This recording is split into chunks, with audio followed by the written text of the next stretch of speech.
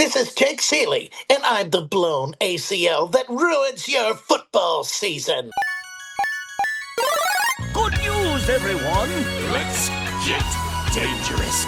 This is so good! I know! It feels so right! It's Jake Ciely. I'm sorry, who is this? Nice try, Moonman. Pretending not to know. Earth's greatest mastermind! You just made the list! I thought you said that was a myth. Just because it's a myth doesn't mean it's not true. If you all blindly follow my plan, we may have a chance. Sure, we talk about it all the time. Really? No, burn. So this being the off season and with free agency just recently, I was going to make this half free agency and half rookies with Alfredo Brown. But we went so long and talked so much that you're going to get extra podcasts, whereas every other week, you're going to get one next week too, because I'm going to do my recap of the biggest ranks changes due to free agency.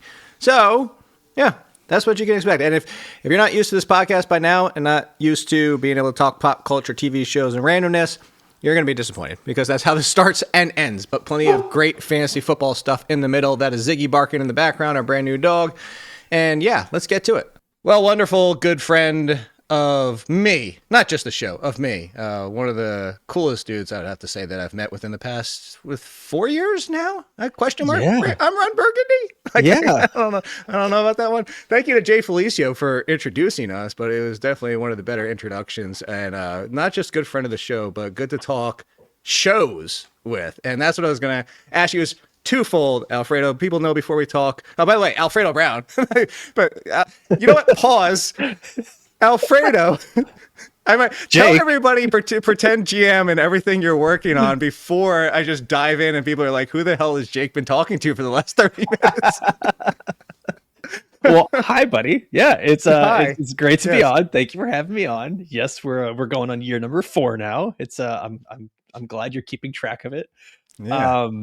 But yeah, man, I got Pretend GM going on right now, pretendgm.com, where I have my rookie guide right now. Version 1.0 is out, where I've released everything on this quarterback class with some surprising grades in there. And I'm also going to be releasing this in parts. We'll have the running backs coming out next Monday. And then each week I'll be releasing a new positional group. I've got a lot of cool stuff in there.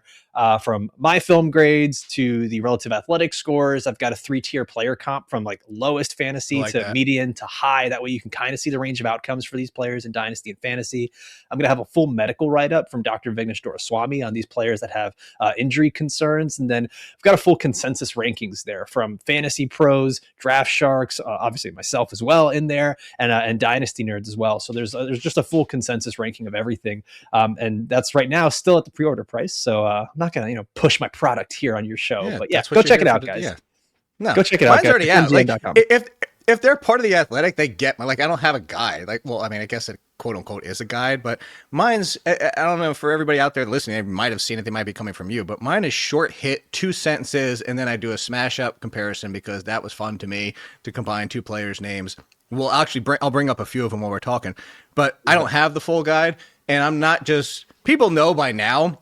I don't know if Alfredo knows, but people know by now, like, I don't just blow smoke up people's butts. Like, I love having guests, but I will say it takes a lot for me to, like, see something that has been done a myriad of times and then be like, oh, this is actually cool. Like, Alfredo, kudos to you. Like, this is a draft guide that is probably the first one in a few years where I've been like, wow, I'd actually read through this. And I even messaged you yesterday because I have the quarterbacks, and I was like, oh wait, are you not done with running back and wide receiver yet? And like, you're like, no, I've already seen all of them. It's just putting it together. I want everybody to understand, like, putting it together is what makes it so cool. I love the 3-tier thing because that's why I do the smash comps, is to try and give people an idea of like the high and low possibilities.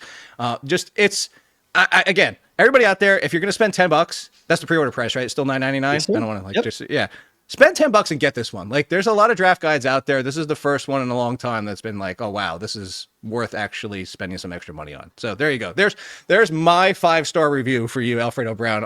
And by the way, uncompleted product on the fact that you're releasing it in groups, but like, I'm already impressed. Thank you, man. Thank you. Yeah, this is something, it becomes a labor of love. Like I told you, I got all the write-ups done, but then you sit there, you got to make all the graphics for each page and stuff like that. So it takes a little bit of time, but yeah, pretendgm.com/guide, and it'll be there for you to get the pre-order price. Thank you, man. So here's what you do, everybody. You get Alfredo's, you get Emery Hunt's, you get mine. Done. That's all you need. Screw everybody else. Well, I guess not. Dane Brugler's the beast. You have to I work for the Athletic. You need that one too. You might want to skip over that one. You need those for it, and you're done for fantasy. But before we get to the fantasy, that's what I want to ask you, the show's question. So 2 things. My first question is, how the hell did you already see the... Like, I'm so mad about this. Like, I bought advance tickets for Saturday.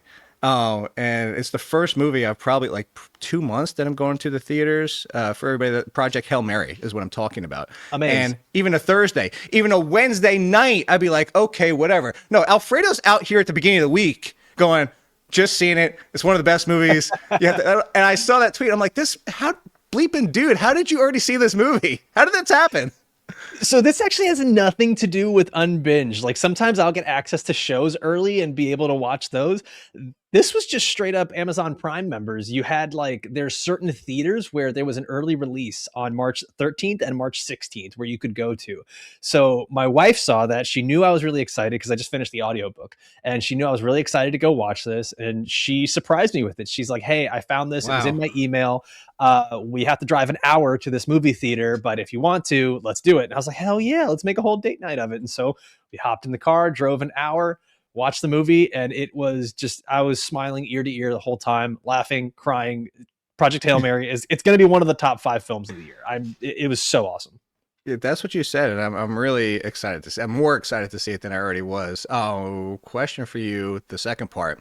Give me something that you've streamed over the last couple months, because I don't know if you saw mine, but Nicole and I were... So partly because of the football season, but partly also because she and I are the types that we wait till like either the last episode's aired if it's like 6 or 7 episodes, or if it's like 8, 10, 12, somewhere around there, we get till about there's 3 or 4 left, because if we want to binge, we want to be able to binge.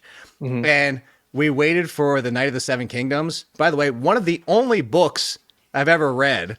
And actually, no, I would say I didn't finish it. I read half the book, but that's actually an accomplishment of his, because I don't know how George R. R. Martin's books became so like I can't. That is like, I don't want to know the dew color and smell of the leaf on the tree that's over. Like I can't. That's not my reading. So anyway, that being said, we watched the show. We binged it in one day, Alfredo, and I compared it to like the first of the Lord of the Rings trilogy. It's just a really long movie to us, and that's how we watched it. So where was that for you? But like something else that's within the past few months that made you say like, wow, this is, you need to put this on your list. Yeah, dude, Night of the Seven Kingdoms, that was straight 10s across the board for everyone over on Unbinged. We absolutely loved it. Both Project Hail Mary and Night of the Seven Kingdoms, like sometimes there are these like productions where you're wondering, is it going to be as good as the book? And then they surpass it. And like they just, you have these characters get brought to life in a way that you didn't even know could be possible. So that was amazing for me. Looking back at some of these shows that we saw, I will say this, I think now that it's all the way out and you can go back and just binge it, I think Pluribus on Apple TV is probably a really good one, because that's a show that takes patience. It's like about this, it's essentially like an end of the world type thing. There's a lot of those end of the world type shows now, but this is one where it's Vince Gilligan, the guy who made Breaking Bad and Better Call Saul. Better Call Saul.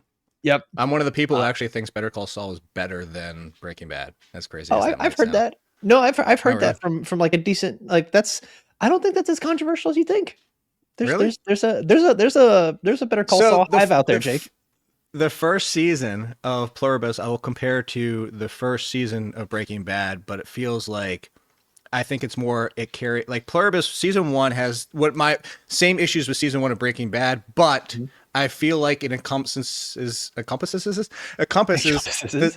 first half of season 2 of Breaking Bad within one season. Like he gets past that slog, in my opinion, because if you know him at this point, you know there's that push. Like, was it the 5th episode? It was the one after they introduced the guy with the radio. Okay. And it was just like, it was the one where like, oh, it's where she loses it and then she's by herself. Nothing happens that entire episode. Like nothing. The plot moves forward an inch, but if you know Vince Gilligan, like you are obviously used to that, but like Nicole never watched Breaking Bad and never watched Better Call Saul. And she's like, we're about 2 minutes left into the episode. She's like, is this it? Like, this is this whole episode? And I was like, you have to. Obviously, you never saw The Fly. Like, this is what he does sometimes. You got to let it breathe, man. Sometimes that's why I say like it's probably better for people now as a binge.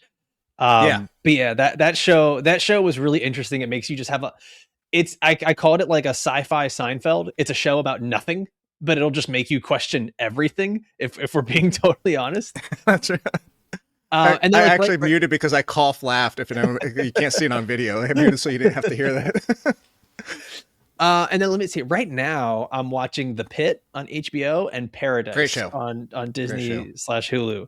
The Pit is awesome. This last episode was it's getting really crazy. And then Paradise, I love season 1. I binged it on an airplane, watched all of it. Season 2 is we watched most of season 1 on an airplane too. That's so funny. Yeah, it's just good airplane viewing, man. That's just what it is. Season 2 is it's taking its lumps right now, but it's getting better. It's getting better. Is it? Does Paradise season 2? We're gonna get to football right after this. Last question. We promise. Well, because the way you said it, we haven't started season 2 yet because we have so many, and it's going like, oh my god, now Invincible is coming back, and like there's so many. Like every time I turn around, it's like, oh my god, this is a show that's on our list to watch, and it's like we're trying to play catch up, and it's so anyway. Paradise season 2, when you said that, made me think of Westworld. Like nothing ever matched season 1 of Westworld. Is this starting to feel that way, where it's like maybe this was just better as a one-off season type of thing? Honestly,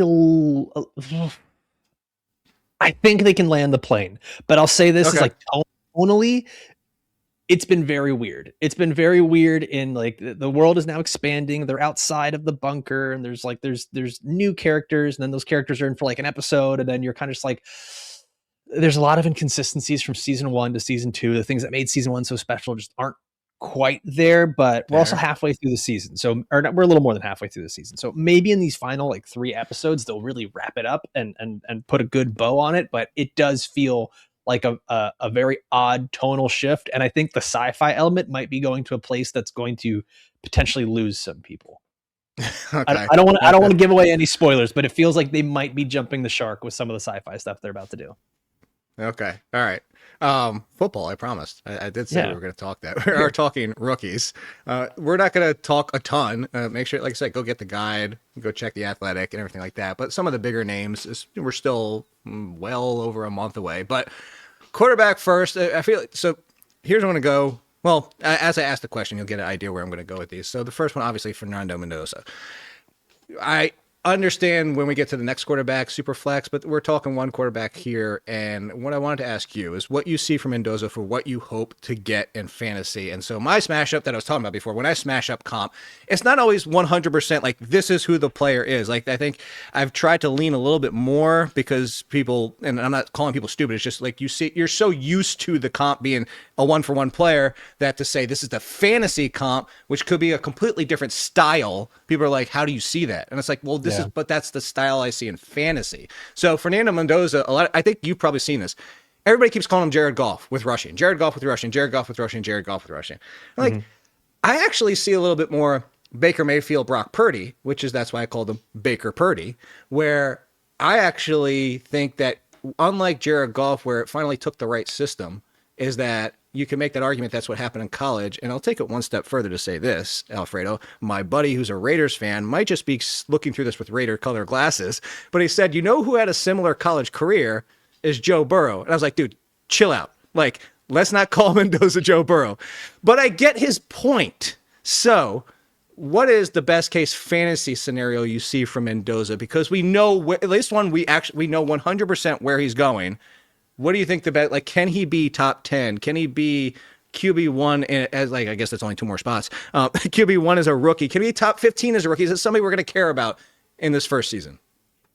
I think as a rookie, we're probably going to hit a couple snags. I think the physical ability there for him in terms of like the tool set isn't quite there where you're going to see a guy who is instantly a top 15 quarterback in fantasy. Like Jackson Dart was able to do that because he can run around a lot. And then like Cam Ward had some games here because he's got the big arm and he's got some of that rushing ability.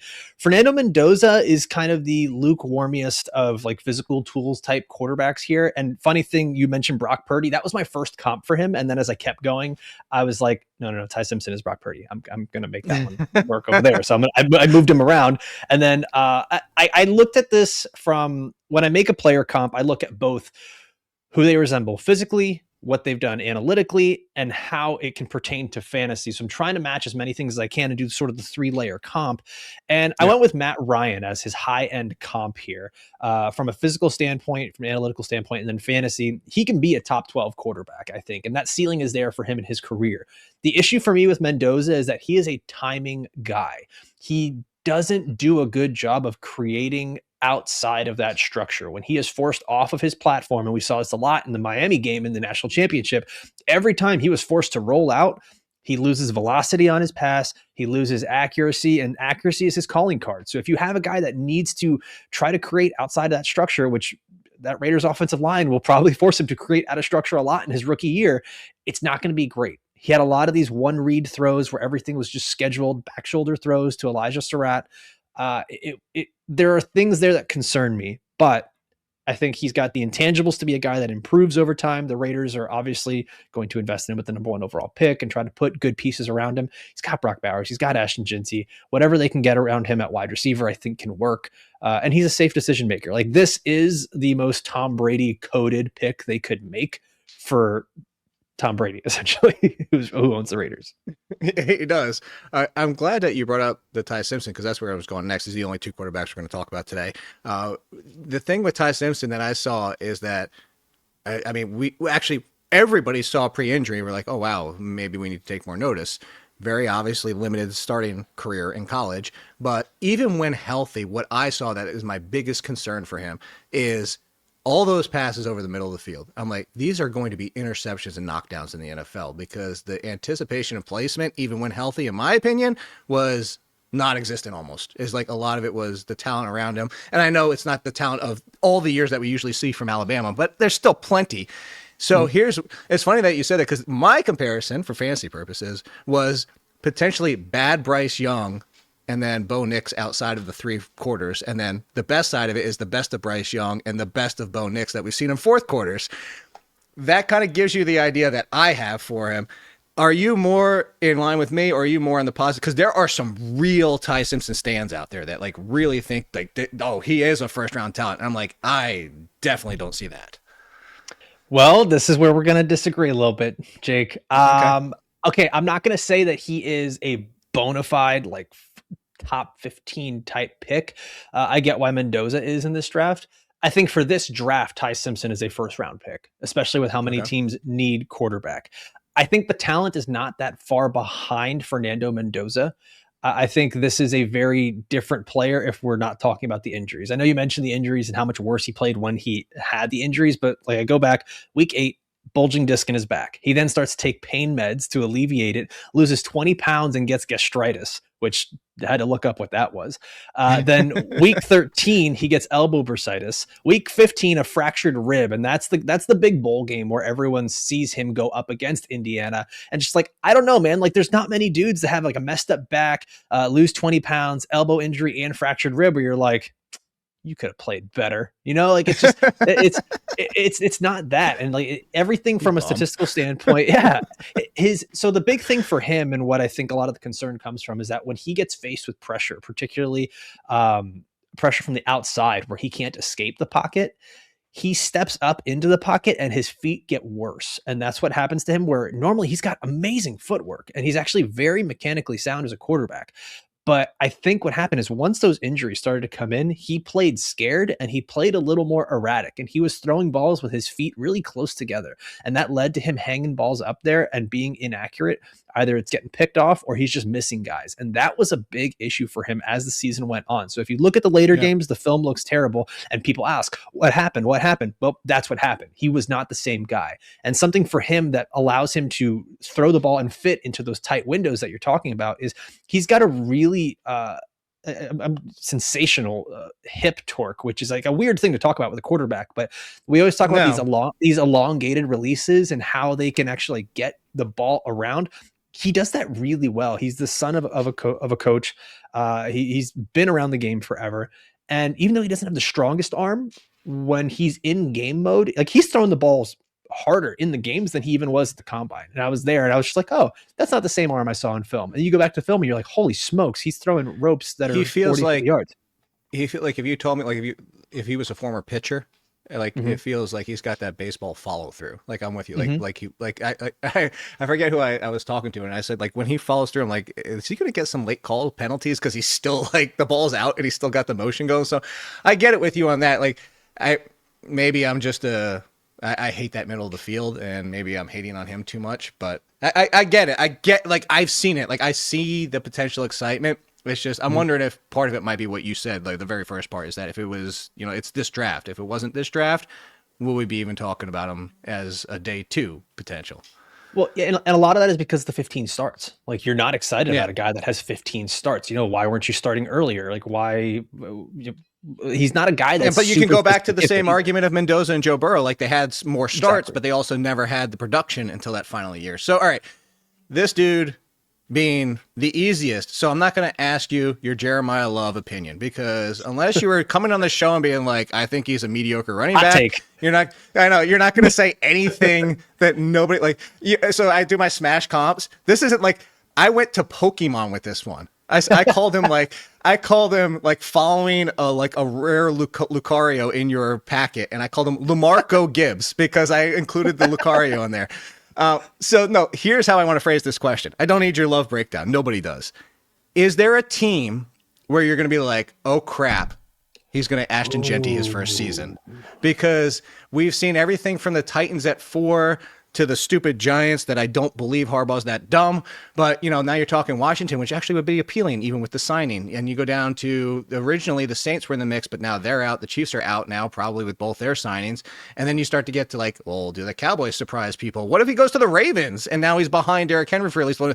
So that's my question is like, is there a team where you would just be like, man, I can't believe we just killed Love in fantasy because they drafted him? So the thing is, if for fantasy, yes, like in the rookie year, there are those teams. I think if he ends up on one of those top 4 teams, Jets, Cardinals, Titans, I'm not super excited about it. Titans, I think there's still some hope there because Daboll will just run him into the ground. But like the Cardinals have 3 other running backs already. The Jets have Breece Hall. Like I'd be shocked if he goes to any of those. Giants. Come on, man! Like, don't do it. What are we doing? We've done this once before. like we just did that exact thing, and then we have to be smarter than that.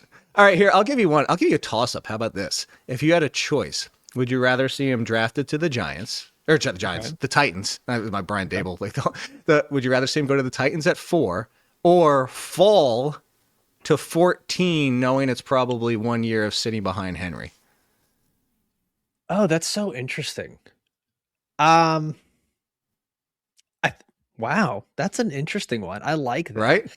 I think it's the bird in the hand versus the, what is it? The 2 in the bush or the? Yeah, I try not to pick up stray birds, Jake. Oh my gosh, I hate of all the planets in our universe, man. Do you think it's a coincidence that of all the planets in our universe, the only one that has trillions of deaths throughout its history have birds? Birds are just government agents, Jake. Everyone knows this. I hate this question so much, and I hate you. I know, but it's a good one. You have to ask. You have to ask it, or have to answer it, and then we'll move on. Oh my gosh! I guess the Ravens long term, right? Like it's a much better offense. Yeah, but you also throw out a year of production. Yeah, like you're losing a decent amount of rookie year production. You're probably not catching as many passes in that offense. Tennessee is he'll burn bright and burn fast. Like Jeremiah Love will be really good for 4 or 5 years, and that's really what you want in Dynasty. You know what? Titans. And what if it was Titans? I think Brian Daboll's going to. I feel like you were going to get there. He ends up on the Titans. Okay. I hated that question, but don't do that to me again. Well, let's talk about his teammate. So I actually have 2 running backs here. Okay. You might not agree. Obviously, I was actually pulling up I wanted to see your running backs. I wanted to get ahead. You should have given me the sneak preview like the movie. I only have two people. So I did my rankings for everybody out there. I did mine because I'm a video game person. People know that. So I did S tier, A tier, B tier, like so forth, just like games. Obviously, Jeremiah Love is a S tier. I was struggling, and I didn't really want to put any of the running backs in A tier. I wanted to drop right down to B tier this year. But I had two that I put in an A, B tier because I could see their landing spot make me feel A tier about them. It's Jadarian Price and Mike Washington. Do you agree with that sentiment, or do you have somebody where you know what? I actually think they're not obviously loved, but they do kind of stand out from the rest of that pack, or are you with me on the Price and Washington train, so to speak? So funny that you mentioned the tiers. I have it almost the exact same way. The way I set these tiers up in my rookie guide, and I'll give a little sneak preview here to your listeners, is that I set it up with the top tier is the cornerstone players. This is anyone that I grade. This goes with from film to analytics to fantasy production that it could be. Is a cornerstone player is 90 to 100. That is Jeremiah Love. A starter caliber player is 80 to 89. There's no one there. And that would be your A tier that you're talking about. Okay. And so now I go down to the flex tier, which is anyone graded 70 to 79. And I've got a few running backs in there. And yes, it's Mike Washington and Jadarian Price in there. I will say this. I'm not as in love with Jadarian Price as other people are. And maybe some of that is expectation. I saw a lot of, well, he's the clear RB2. And I put on the film and I'm like, I wish he was a little bit more dynamic. I wish I was seeing a bit more. He's one of those guys that's good at everything, but not great at anything. One of my higher end comps for him was Chuba Hubbard, which that can actually be very good for fantasy. But Chuba Hubbard's also kind of an outlier in the NFL as well. It's interesting. He's Jadarian Price, fluid runner, but doesn't create a lot of run lanes. He's got good balance, but he doesn't really run with power. He's a kick return guy that shows speed there, but then he gets caught on a lot of long runs. Like there's a lot of this like plus and minus with Jadarian Price that doesn't really blow me away. And then the big red flag here that you ask is the receiving game. The hands are kind of inconsistent. He wasn't used there. So I think he probably ends up in a committee in the NFL. Mike Washington is a guy that I fell in love with the second I started watching the tape on him. It's just the track speed is evident. When he gets on the outside, he's deadly. His stop start ability is probably one of the best amongst the running backs, like behind Jeremiah Love. He tends to run a little high sometimes. You want my smash comp for him? Oh my God, please. Chris Ajayi. Do you want to know what the Chris is? Is it Chris Johnson? No, Carson. Oh, okay. I like this. Okay. Yeah. Chris Ajayi. I saw some people say Clinton Portis, and I think that's, it just feels like it's just, that's what I'm saying. You already said, it's like, it's off. Like, it doesn't feel so like, I like Chris Ajayi, like Chris Carson plus Jay Ajayi, like that mixture. But my problem with that is that almost sounds so lofty because there's like, where's the downside? Like if you hit both of those guys together, he hits all the check boxes you want. He's got the size, he's got the speed, he's got the receiving upside as well. Like everything is there. He has early career Tiki Barber hands. That's the problem. Yeah, in terms of the fumbling, and that's where like you can get worried. But that's also something like every time we've had a running back come into the league, we're like, oh, he fumbles. It ends up being one of those things that's easily coached away. So like, it doesn't bother me. I agree. That was my argument the other day. So I said this, if Mike Washington is a day 2 running back, 100% on board. Don't care. Like, and he probably ends up in a timeshare, but still, if he somehow falls to round 4, day 3, that tells you the NFL is 100% concerned that they can't fix it. Like, right. And we'll get the information. I just don't think a guy that's 220 pounds plus running a 4.3 with his receiving ability, like doesn't go on day 2. Like it would be insane to me. Like my comp, and this is, you said lofty. I think my comp's even loftier. My comp for him high end is Darren McFadden, another Arkansas guy. They have a very similar running style. They both catch the ball the same. Listen, I think the expectations are a little high for Mike Washington, but I think that's also just very indicative of this class. Like, it's not a great running back class. I think most of these guys would be a little bit lower. One of the guys I like who's not named. Sorry, go. I was gonna say that. Well, you're about to. Yeah, my question to you is going to be: do you have a favorite, or do you have a favorite and somebody that makes you say like, I don't see what everybody else is seeing from everybody that's not these 3 names? Yeah, I think I'm a little bit higher on Emmett Johnson than a lot of people.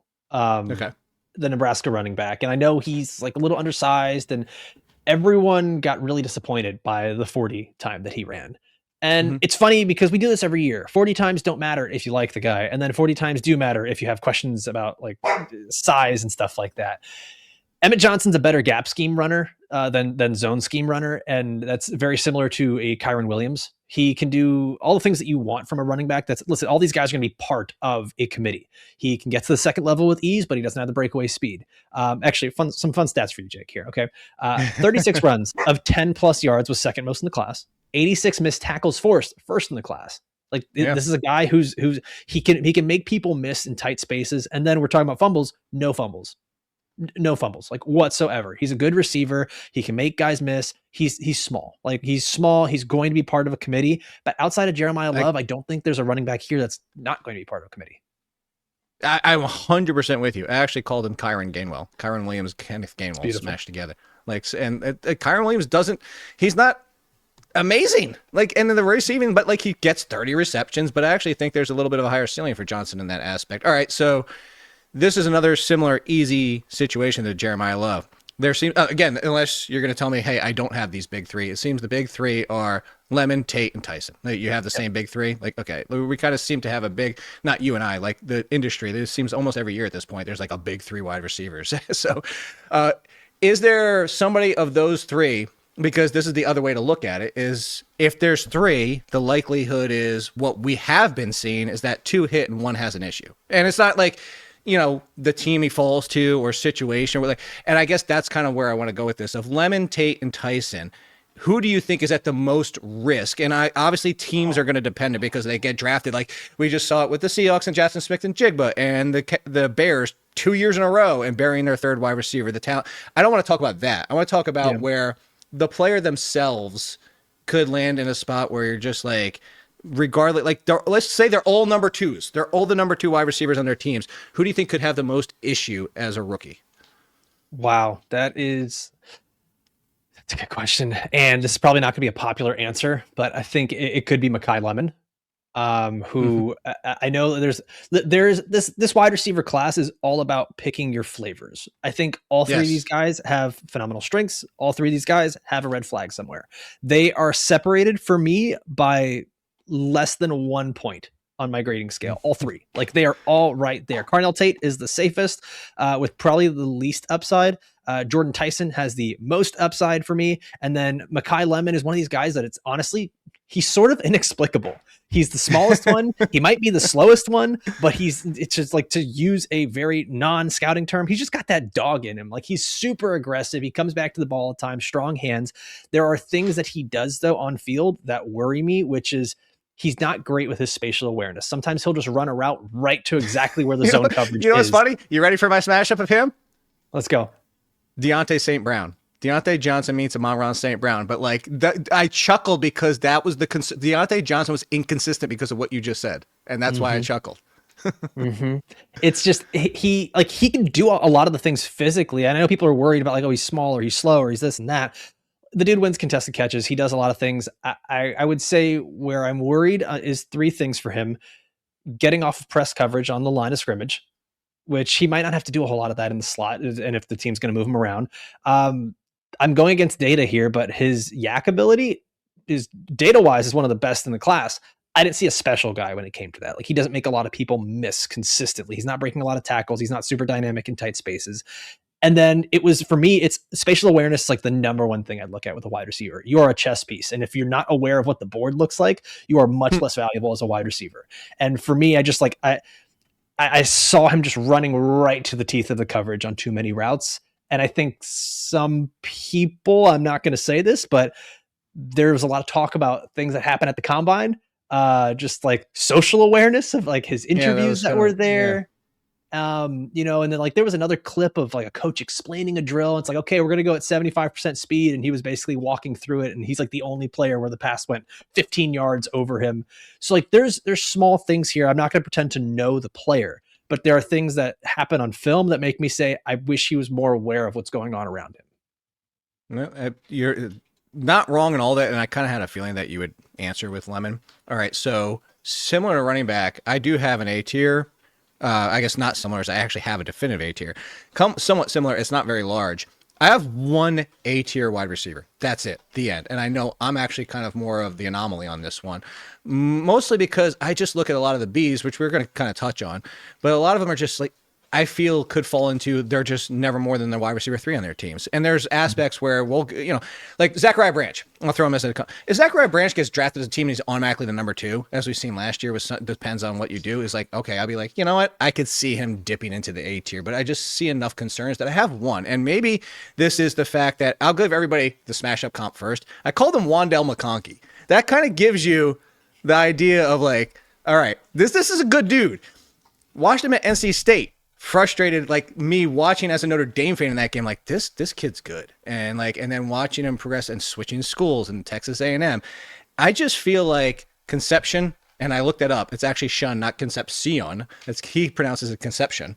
KC Concepcion just feels like the dude. Like here, I'll give you my idea. Like the Garrett Wilson, Chris Olave, and I'm not calling him them specifically, but like the fatigue we got from Ohio State wide receivers, like we already know about him. Tell us about the next one.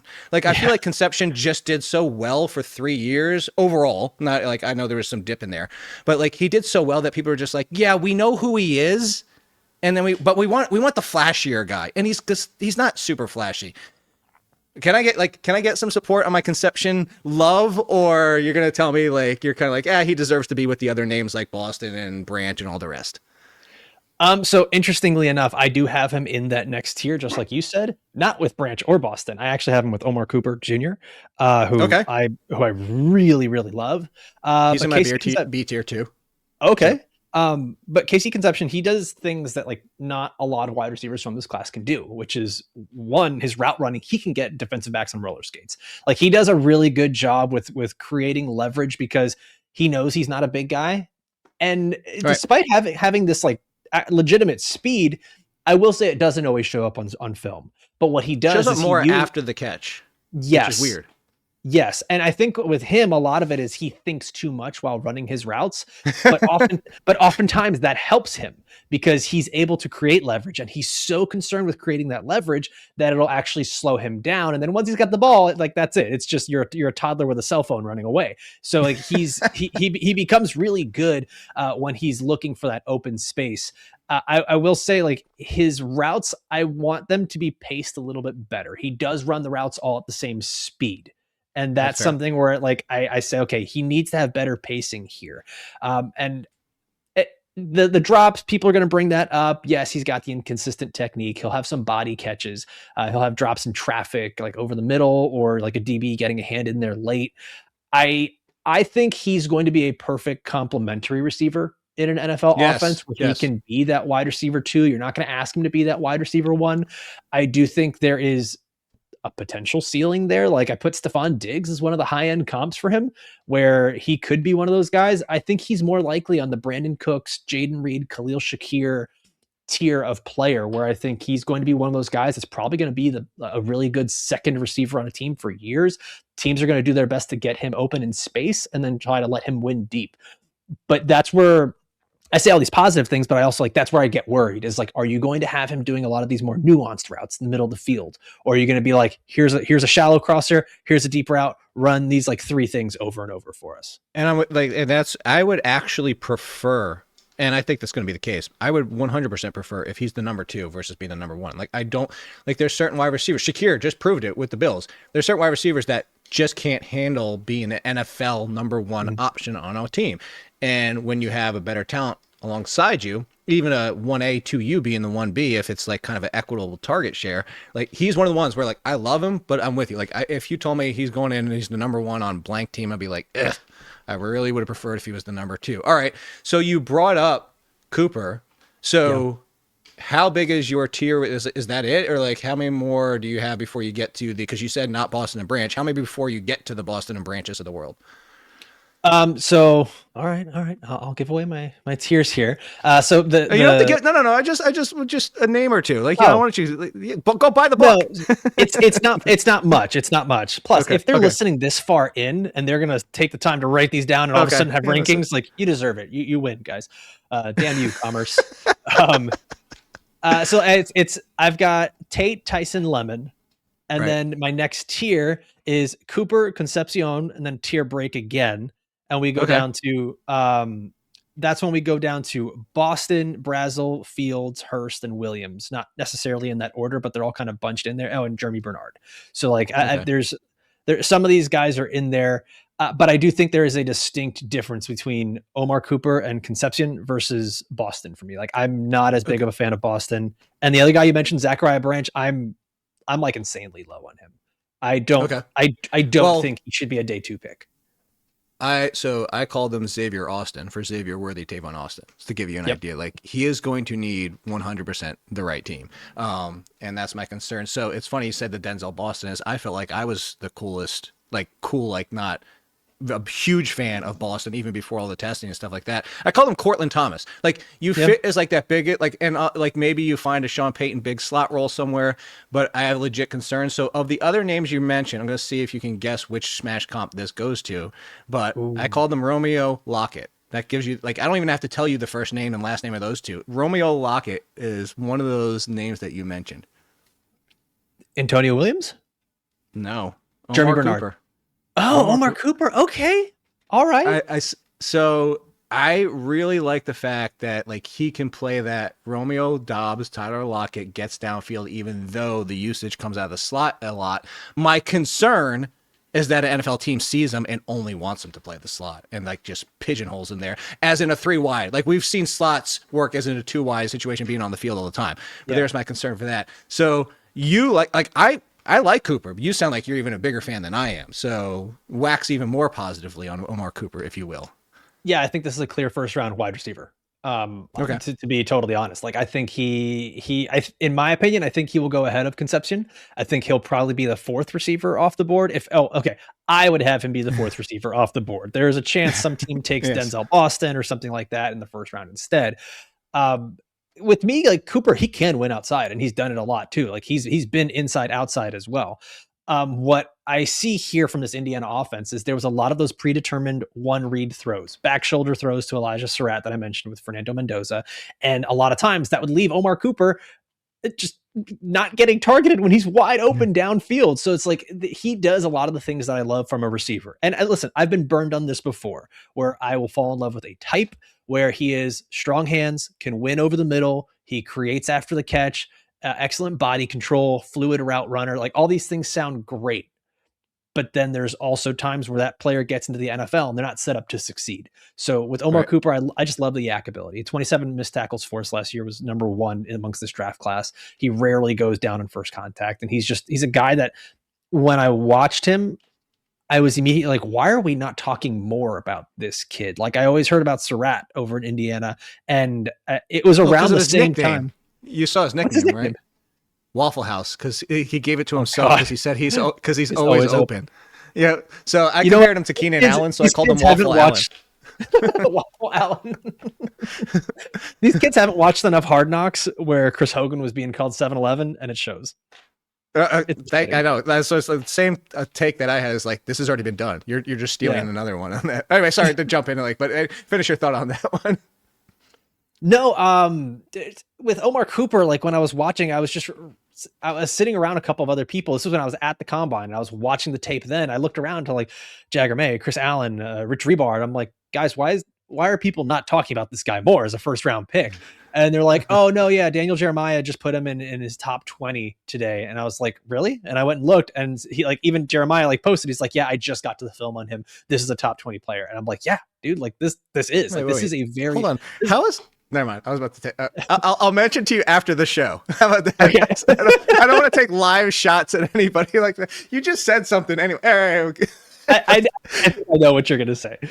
Okay, I think you know where I'm going. I think everybody listening knows what I was about to say at this point. Yeah, but like I think this is a player who, just like Concepcion, he's going to be a wide receiver 2 on a team. He's going to be a guy that is better after the catch. And I think that there is absolutely a market for that because of the way that the NFL is going. The NFL is going into a quick throws, West Coast offense, RPO style. Let's get the ball out fast and not have to make our quarterback hold onto the ball too long. So these guys who can win after the catch and catch the ball underneath, there's going to be a big market for them. The classic X receiver that wins over the top on jump balls, it's not as common, which it's weird. It's a catch-22. It makes them rare, but it's also not as valuable anymore. There's a deep one. I'll throw you the comp. You get one guess to figure out who this wide receiver is. The comp that I threw out was Jericho Shaheed. Jericho Cotchery meets Rashid Shaheed. Jericho Shaheed is the name. Deeper wide receiver. I'm selfishly going to say this because I really like this player, and I'm hoping it's the same guy you're talking about. Ted Hurst? No, I actually like Ted Hurst better. That's why I called him Alec Wilson. Okay. Alec Pierce meets Michael Wilson.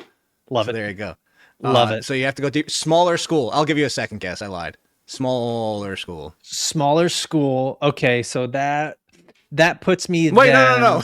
Actually, no. It's similar small school. I was saying smaller school overall, not smaller school than where Ted Hurst came from. No, people are like, I was like, what are you talking?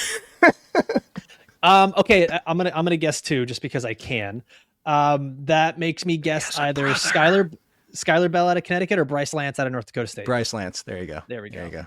Bryce Lance. That's because I only threw him out because you mentioned it. You made me think about the outside wide receiver where I could see him being a round 6 pick just because people are like, we don't really need that anymore. Like, it's just, we see the upside, but we don't do it. So before you get out of here, I really love this, and I just want to see how good you can get your own rankings because it's always fun to do this. Yeah, I'm sure people have seen it on other kind of shows. You have to blind rank these 5. I'm going to do 2 sets of 5s. They are year 2 and rookie wide receivers, year 2 rookie and rookie running backs. 2 different lists, just 5. But I want you to blind rank them because I want you to see if you get them how you truly feel about them. So do you want running back or wide receiver first? Let's go running back first. All right, so wide receiver it is. No, I'm just kidding. All right, so here's your first one that you have to rank 1 through 5. RJ Harvey right out of the gate. 1 through 5. Where are you going to rank Harvey? Let's put him at 4. 4 down at 4. Really? You think there's 3 better? Wow. I'm assuming you're going to give me some better running backs here, man. I don't know. This is going to be interesting. All right. Number 2 that you have to rank. So you have RJ Harvey at 4. Number 2 is your boy, Emmett Johnson. Oh, damn you, Jake. Can I get a redo on Harvey? Nope. That's what makes this fun. I'll put, God. Let's go Emmett Johnson at 3. Okay. So Emmett Johnson's 3, RJ Harvey's 4. Next up is Mike Washington. 2. You have to go 2. Wow, this is going to be interesting because the last 2. Oh, all right. Number 1 or number 5, Bashal Tootin. Oh, this is. Oh, I hate you so much. I'm going to put him at 5. I can't believe I'm doing that. I'm okay with that because your number 1 has to now be Cam Scadaboo. So okay, that's fine. Your list for everybody that is Cam Scadaboo, Mike Washington, Emmett Johnson, RJ Harvey, Bashal Tootin at number 5. Do not put this anywhere. This is the last thing I need. What's the? I have a feeling you'd almost mix up all of them by your response there. Yes. So let me follow up the question because the question is so it's a fair one. We just saw the re-signing of J.K. Dobbins to pull into the whole conversation. I want to do year 2s and rookie running backs to kind of, there's these all running backs that I gave you were kind of like, okay, do we see potential stock up or is there more upside with these rookies? I didn't give you Jeremiah Love. That would have been too easy. But are you on the side that J.K. Dobbins signing is more worrisome than people are letting on? Or is it better for RJ Harvey in the fact that they didn't go more aggressive? Because if you can go either way, like it's good. I said this on the Fantasy Pros podcast. It's going to be confirmation bias. And I feel but I don't want everybody to just sit there and see, I told you blank. I let's be realistic about it. Is this a good or bad thing that J.K. Dobbins is back on the team? So I think overall it's bad because the Broncos were looking to get David Montgomery in the first place. It's bad because it's a Sean Payton offense. That's what makes it bad is that there's always going to be 2 or 3 running backs involved with this offense. Now, what makes the J.K. Dobbins signing good is J.K. Dobbins has missed 40 plus games in 4 seasons. Right. So it's Sean Payton's going to want to have 2 or 3 running backs out there. But if J.K. Dobbins gets hurt, now we're looking at RJ Harvey with Jaleel McLaughlin and whoever else they might have in that backfield. And when it was just RJ Harvey without J.K. Dobbins, he was a top 15 fantasy running back. Yep. So It's a bit more of a nuanced answer than it's good or bad. I think it's always going to be bad because it's Sean Payton and he hates us. But I think it's okay. And unfortunately, and I hate to do this, I think it's okay because I don't know that we're unfortunately ever going to see a healthy J.K. Dobbins complete a season. Yeah. Thank you for the reasoned take on that one. That I obviously am in agreement with you. That's what I do. I bring the lukewarm takes to the show, baby. Right. So 100%. Like, if anything, I think, and we're way ahead of this, but the steam on Harvey means let somebody else draft him, hope J.K. Dobbins stays healthy, and then buy low because we know J.K. Dobbins is not going to make it through the entire season. So that's the way that you can look at that. All right. So 5 wide receivers before I get you out of here. All right. So I kind of let the cat out of the bag of the fact you're not going to get any of the big 3. I don't have to tell you that. So they'll kind of give you more of a reason. And these are like, who would you want dynasty in general, like even more so, because that's kind of what we're talking rookies for here. All right. So these 5, blind rank them. First up, Isaac Teslaw, 1 through 5. 5. Okay. Omar Cooper, your boy, 1 through 4, being left. 3. 3. All right. I feel like this list is going a little bit better so far. It is. So far feels like it's better. Next one, Matthew Golden. 4. This one's a 4. Okay. So Cooper, Golden, and Teslaw at the bottom. So only 1 and 2 are left. All right. KC Concepcion. Let's go 2.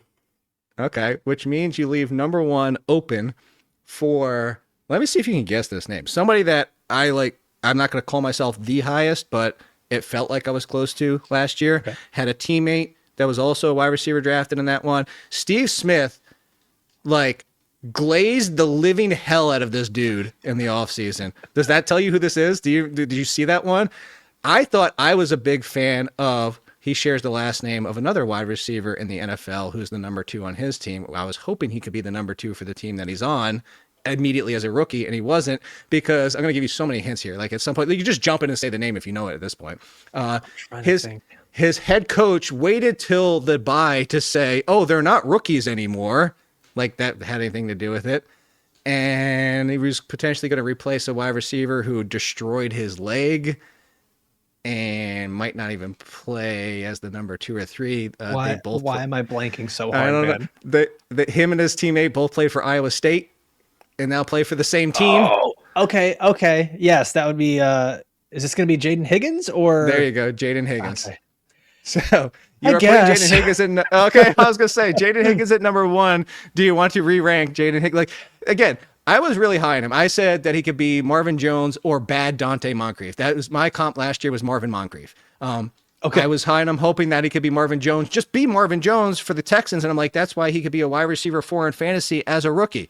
Didn't happen. Took most of the year. But then, like I said, it's like, all right, maybe I was just too high on him. But I go back to Steve Smith, who I whatever you feel about Steve Smith as the person, I trust his knowledge of wide receivers. Right. And he went on and on how much he thinks that he's the dude. Like, he's got the dog in him, all that. That made me be like, all right, maybe I need to say, like, I just stay on board with Jaden Higgins. Where would you honestly knock him down, or would you keep him at number 1 after knowing this full list? I mean, from a full prospect evaluation standpoint, I would have had him at 4 on this list. Okay. And I probably would have gone Cooper, Golden, Concepcion, Higgins, Teslaw. But with Higgins, like where he's at right now, I think he's shown that he's going to be the guy that's out there in 2 wide receiver sets over his teammate Jalen Noel. The Texans also no longer have Christian Kirk, which I think opens things up for him.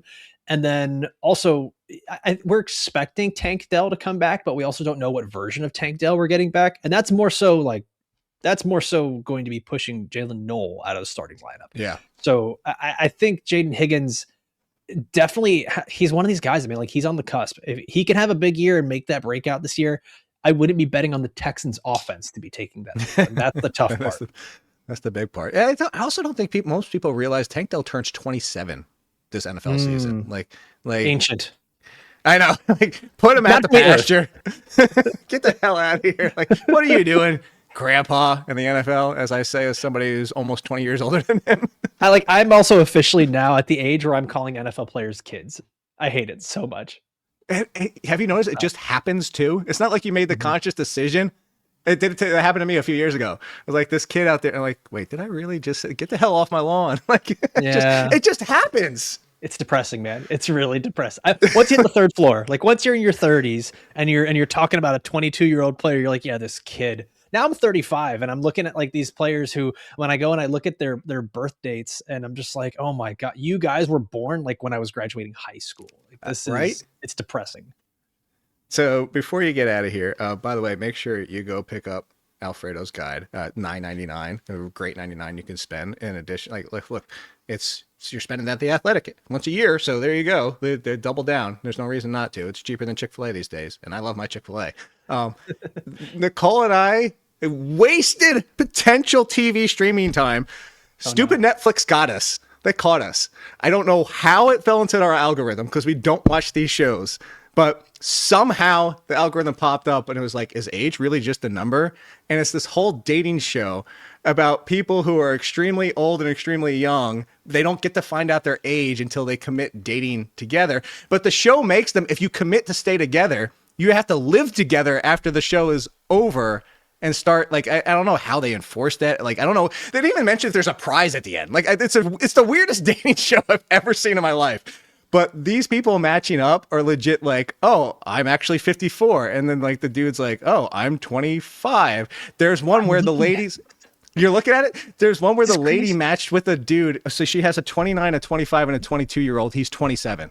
So he is younger than her oldest kid. So we fell into this one. But anyway, the whole point being is, like you just said, is the whole age thing where now I'm like, holy crap, 22. That means they were born into the 2000s. And I'm watching this and I'm like, these stupid young people. And I'm like, oh my God, I'm so old. I need to stop watching this show. I'm going to start legit yelling about the newspaper and like, it's ridiculous. I'm already at that age where like we've got a 14-year-old and a 9-year-old living in the house with us. And I'm just like, the number of things we can relate to each other on is just dwindling by the day.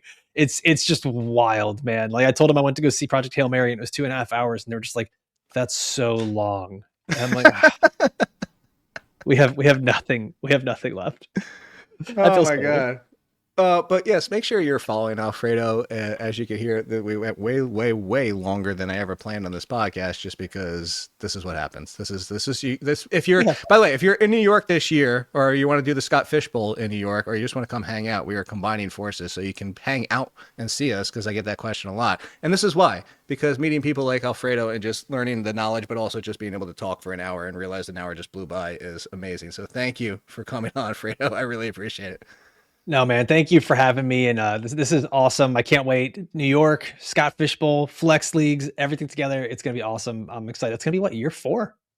Let's go. Of Flex Leagues. Yeah. Year 12 of the Flex overall. That's insane. Oof. Yeah. I'm really going for that championship, man. I'm always a bridesmaid, never a bride. I've been like second twice. And then this year, I think I got 4th or 5th. Yeah, take home that trophy belt and then try to get it through security is always the fun part.